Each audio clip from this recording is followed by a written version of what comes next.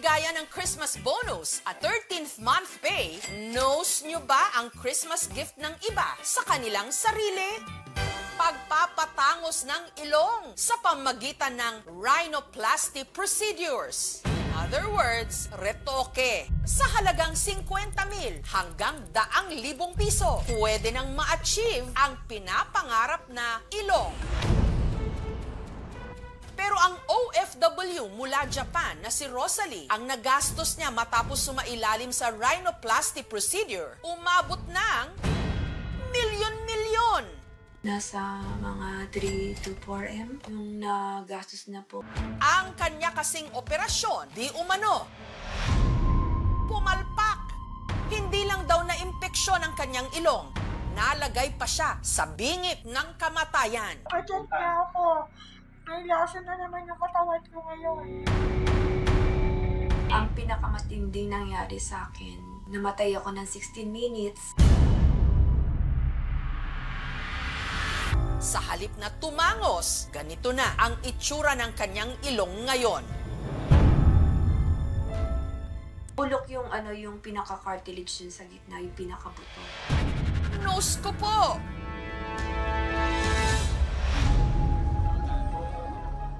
Sa Tokyo, Japan, patuloy na nagpapagaling si Rosalie kung saan inaasikaso siya ng 2 niyang anak sa dati niyang mister na Hapon. Mahigit 1 taon na raw mula nung siya'y nagpa-nose job pero magpahanggang ngayon, maselan pa rin daw ang kanyang kondisyon. Naramdaman ko na yung sakit ng tenga ko, kaya laging patihaya tsaka sa right side lang ako matulog. Para hindi lumala ang impeksyon, araw-araw nililinis ni Rosalie ang kanyang mga sugat. Tubig na maligam-gam lang yung pinahihilamos ko sa mukha ko, walang soap.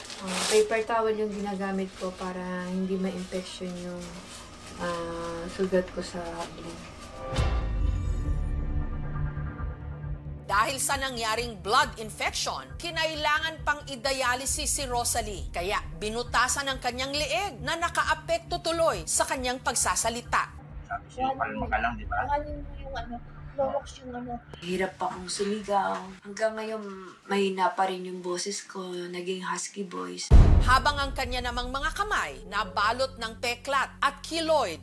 Sa dami ng karayom na tinusok nila, kasi nahirapan silang hanapin yung ugat. May nilalagay akong cream, tapos yung para siyang tape sa ilong. Yung langib niya, kusa siyang natanggal. Dahil sa nasira niyang ilong, bumaba ang kanyang kumpiyansa sa sarili. Basta may kaharap akong tao, naka-face mask ako kasi mahina pa yung immune system ko, madali akong mahawa ng mga sakit. Bumili rin si Rosalie ng nose prosthetics na isinusuot niya para maitago ang kanyang palyadong ilong. Pero ang pinakamasakit, si Rosalie nawalan din daw ng trabaho. Halos 1 year and a half na ako hindi makapagtrabaho. Dahil sa umina na yung katawan ko. Taga General Trias sa Cavite talaga si Rosalie, na certified panidosa. Naniniwala ako sa sarili ko na maganda naman ako. Kaso flat lang yung ilong ko. Tumpok yung tawag nila sa akin. Desidido mang ipagawa ang kanyang ilong. Tutol naman dito ang kanyang ina nung ito'y nabubuhay pa. Pinipigilan nila ako. Sabi ko, hindi ka ba natatakot? Maganda ka naman. Ano pa yung kaano mo pa para magpaano ka na ilong? Gusto ko na talaga magpa-rhinoplasty para tumaas yun sa bandang gitna ng buto. Pumara-paraan daw si Rosalie. Pagdating sa Japan, pasikreto siyang nagpalagay ng nose filler. Hindi katulad ng rhinoplasty. Wala itong surgery o operasyon. Meron lang in-inject na derma fillers para mabago ang hugis at kurba ng kanyang ilong. Nabanat yung eyebag sa ilalim ng mata ko. Maganda naman yung kinalabasan. Pero ang fillers, hindi pang matagalan. 3 to 6 months siya, natutunaw na rin. Samantala, dahil mas mura raw ang rhinoplasty procedure o nose lift sa Pilipinas, dito siya naghanap nito. Hanggang taong 2022, nakilala niya ang isang doktor na may aesthetic clinic. Sinabi ko lang naman sa kanya, ayoko nang medyo mataas. Yung tama lang yung kataasan na babagay sa mukha ko. Ang inirekomenda raw sa kanya ng doktor na gagamiting implant, cartilage o tissue mula sa kanyang tenga mismo. Sina-harvest namin yan dito sa mechanical cartilage harvesting. Nilalagay namin yan dito sa tip ng nose, no, para ma-augment palalo at mapaganda yung hugis ng ilong. Ang operasyon nagkakahalaga raw ng 100,000 pesos. 3 months kong pinag-ipunan. Nung nabuo ni Rosalie ang pambayad, agad ikinasa ang operasyon nitong August 2023. Ilang oras bago ang nakatakdang operasyon, may mga paalala raw ang doktor sa kanya na kanya naman daw sinunod. May lab test po ako. Yun sa dugo, tapos sa ihi. Yung lahat ng lab test na ni-request niya, yun ang pinagawa ko. Yung lab test results, napakahalaga niyan para malaman natin kung fit ang pasyente sa isang surgery. Kailangan fasting. 12 o'clock yung schedule ko. Pero pagdating ko ng clinic niya, may mga inooperahan siya. Ang operasyon, alas 7 na raw ng gabi na simulan. Gutom na ako. Natuloy naman daw ang procedure, pero nung nagkamalay siya pagkatapos ng operasyon, masama na ang kanyang pakiramdam. Nahihilo ko, tsaka nagsusuka ako ng dugo. Hindi ko alam nung time na baka hiniwa niya yung ilong ko, nanunog ko yung mga dugo, kaya ang mga sinusuka ko puro dugo. Sinabi ko sa kanya. Pero ayon daw sa kanyang doktor, normal na side effects lang daw ang mga yon. Gayunman, nakiusap pa rin daw siyang dalhin na siya sa ospital. Parang wala siyang narinig. Nag-decide na akong umuwi, pero hindi ko kaya nag-stay muna kami sa hotel. Pagdating ko ng hotel, suka na ako ng suka, tsaka hilong-hilo ko. Sabi ko sa kasama ko, dalhin mo na ako ng hospital kasi hindi na ako makahinga. Naninikip yung dibdib ko. Lalabas ka po? Ano po yun? Ayon daw sa mga doktor na sumuri kay Rosalie, delikado na ang kanyang lagay. Ang kanya raw kasing katawan na lason na ng kanyang dugo, habang ang kanyang mga organs na impeksyon. Dahil dito si Rosalie ipinasok sa ICU o Intensive Care Unit at dinialysis para linisin ang kanyang dugo. Kinaumagahan, tuluyan ng bumagsak ang kanyang katawan.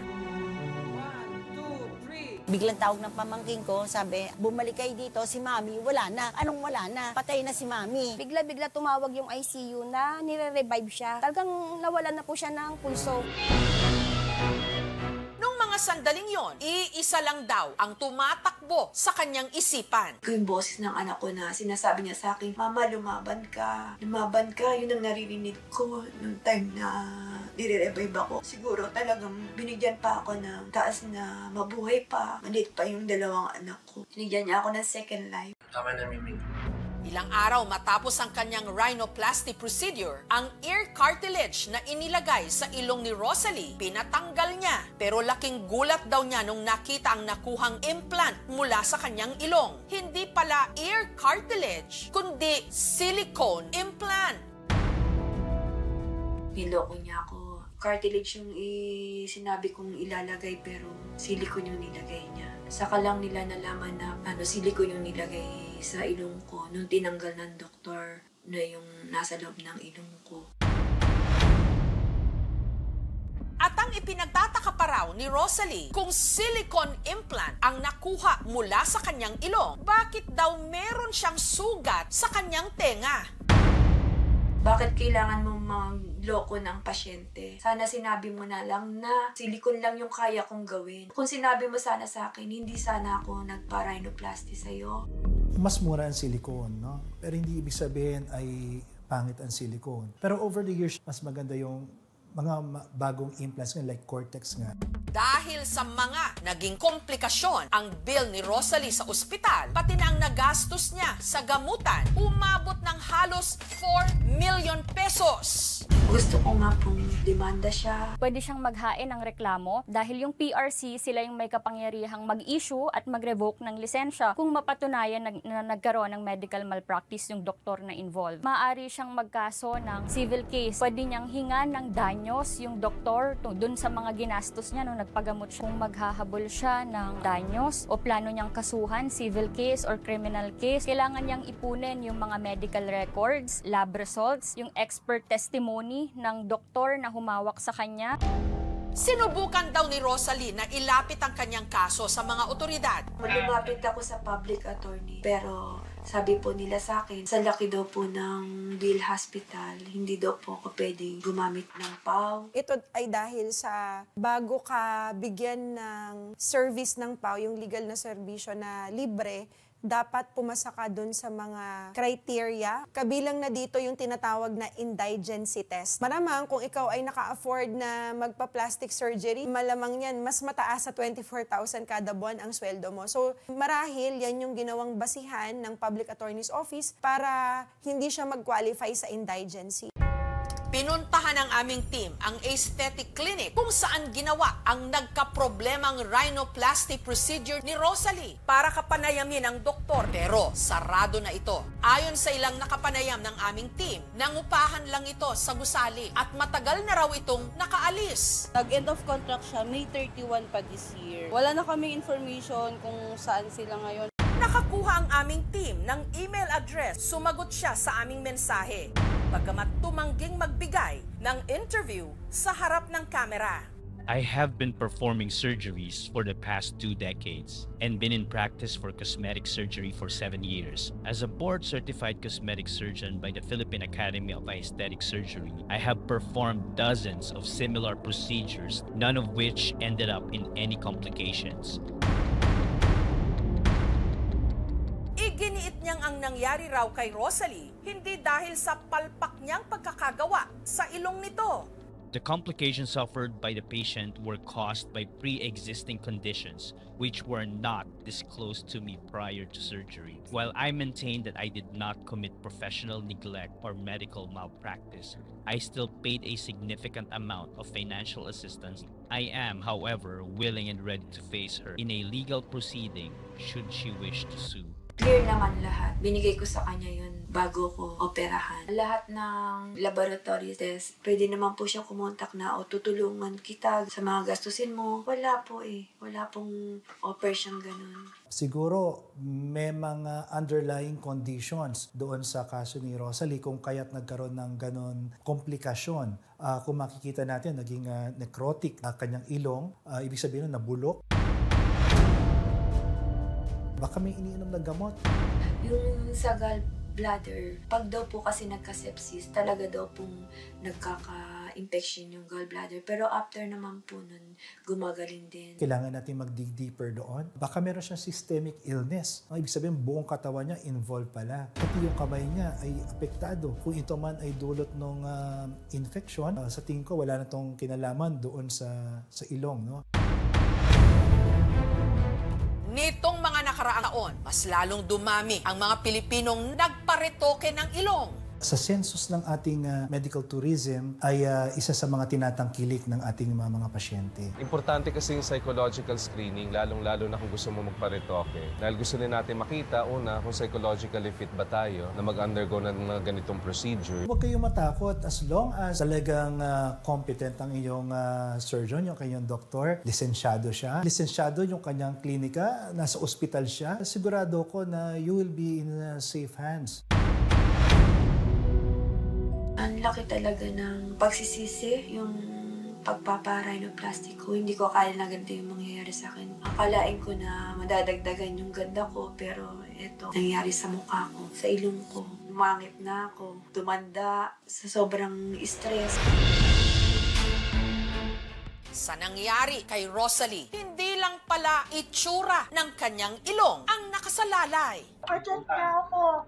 May lasa na naman yung katawan ko ngayon. Pati ang kanyang buhay na miligro.